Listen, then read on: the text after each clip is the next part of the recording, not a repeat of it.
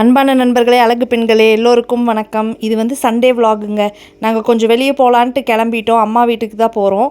போகிற வழியில் நம்ம அவினாஷி ரோட்டில் பாலம் கட்டியிருந்தாங்க. சூப்பராக இருந்தது நிழலாக. ஒரு வழியாக அம்மா வீட்டுக்கு போயிட்டு போனதுமே பூனை குட்டி போட்டு கண் முழிச்சிருந்ததுன்னு போய் பார்த்தோம். அது ஒரே சேட்டை பண்ணிகிட்டு இருந்ததுங்க.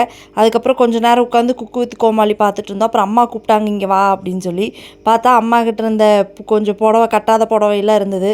இந்த எடுத்துகிட்டு போய் ப்ளவுஸ் தைச்சி கட்டி போட்டுக்கோணும். அம்மா வீட்டுக்கு போனாலே எதையாவது ஒன்று கொடுத்து அனுப்புவாங்க இல்லையா.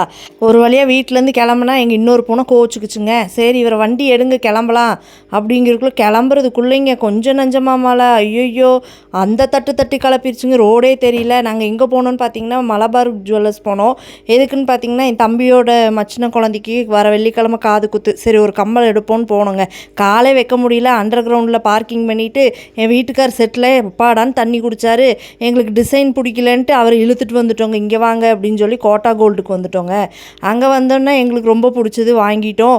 வாங்கினதுமே எங்கள் அம்மா கம்பல் பண்ணி ஒரு சிட்டை போடுறியா என்ன அப்படின்னாங்க. சரி போட்டு விடுவோம் அப்படின்னு சொல்லி ஒரு சிட்டை போட்டுட்டு நேராக எங்கள் அக்கா வீட்டுக்கு கிளம்பிட்டோங்க. அவள் மத்தியானத்துலேருந்து கூப்பிட்டு 5 மணிக்கு தாங்க போனோம். அங்கே போனால் குஸ்கா, குடல் குழம்பு, மட்டை அரிசியில் சாப்பாடு, மீன் குழம்பு சூப்பராக இருந்ததுங்க. சாப்பிட்டு என் சின்னவங்க கூட ஆடிக்கிட்டு இருந்தேன்.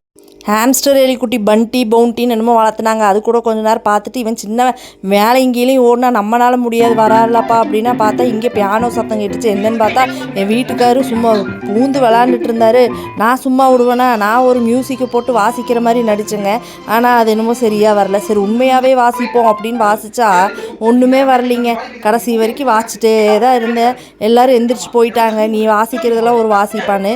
கடைசியில் இவர் எங்கிட்ட பிடுங்கிட்டு நீ என்ன வாசிக்கிற இப்போ பாரு அப்படின்ட்டு நாங்கள் எல்லோரும் கீழே போயிட்டோங்க. தனியாக உட்காந்துட்டு வாசிச்சிட்டே இருந்தார். பூஸ்ட்டு குடிக்கலான்னு பூஸ்ட் வாங்கிட்டு வந்தாங்கங்க. வந்ததுமே நானும் சின்னவனு திருடி சாப்பிட்ருந்தோம். அந்த கேப்பில் பார்த்தீங்கன்னா காரப்பொரி கடலையும் வந்துருச்சு. அதையும் விடுவோமா வாங்க அதையும் வாங்கி சாப்பிட்லான்னு ஆளுக்கு ஒவ்வொரு கப்பாக வாங்கி சாப்பிட்டு கிளம்பிட்டோங்க.